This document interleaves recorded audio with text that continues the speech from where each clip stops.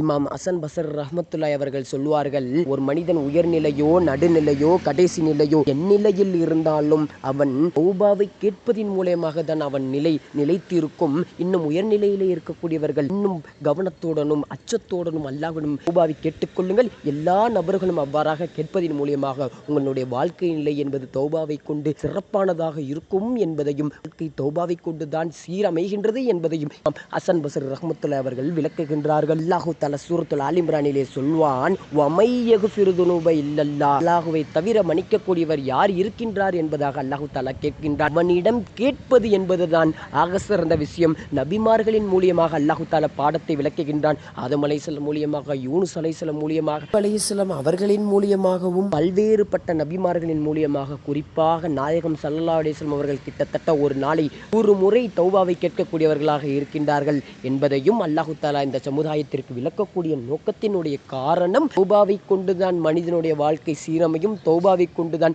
இம்மையும் வாழ்க்கையும் சிறப்பாக அமையும், தௌபாவை கொண்டுதான் ஒரு மனிதன் நேர்வழி பெற முடியும், தௌபாவை கொண்டுதான் வேறு உயர்நிலையும் அடைய முடியும் என்பதை அல்லாஹ் தஆலா விளக்குகின்றான். அந்த தௌபாவை அல்லாஹ்விடம் மன்றாடி அழுது முறையிட்டு கேட்பதின் மூலியமாக அல்லாஹ் தஆலா நம்மை மன்னிக்கின்றான். அப்படிப்பட்டதாக கேட்டு அல்லாஹ்விடம் தௌபாவை பெற்று தௌபாவோடு மரணிக்கக்கூடிய நசீபை வல்ல ரஹ்மான் எல்லா முஸ்லிம்களுக்கும் தந்தருள்வானாக.